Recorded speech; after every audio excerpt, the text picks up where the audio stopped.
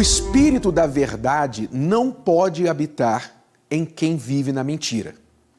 Eu não sei se você percebeu no vídeo anterior o que o Senhor Jesus disse quando se referiu ao Espírito Santo. Ele disse, o Espírito de verdade. Ou seja, ele se referiu ao Espírito Santo como o Espírito que é da verdade.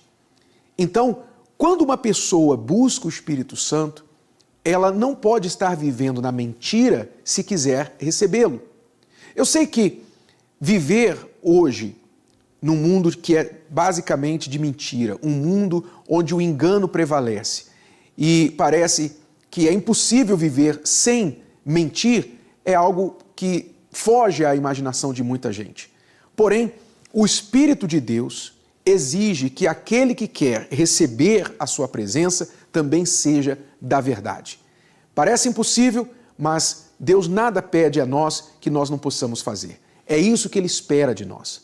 Lembre-se de uma coisa, quando você mente, você atrai um outro espírito para a sua vida. Você atrai o espírito de Satanás. Você atrai o pai da mentira.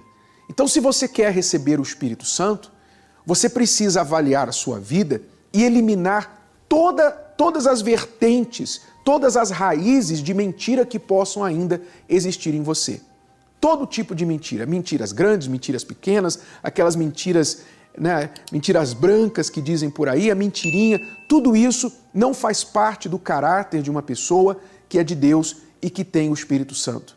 Então remova da sua vida todo tipo de mentira, engano, meias verdades que são meias mentiras, esquemas para enganar as pessoas se você está envolvido em coisas desse tipo, até perfis falsos na internet, coisas que levem você a fingir ser alguém que você não é, enganar outras pessoas, fazer uso da mentira para tentar tirar algum benefício para si ou até para proteger alguém.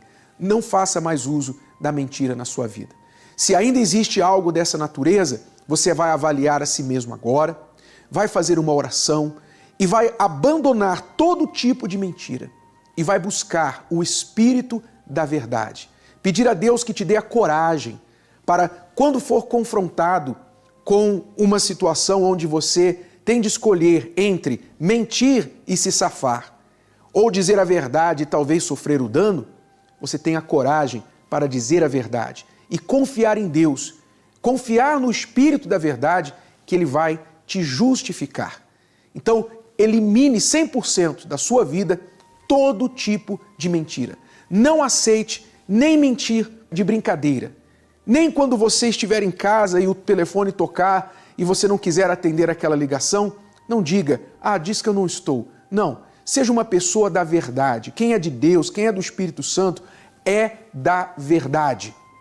Então elimine toda mentira da sua vida e o Espírito da verdade virá sobre você.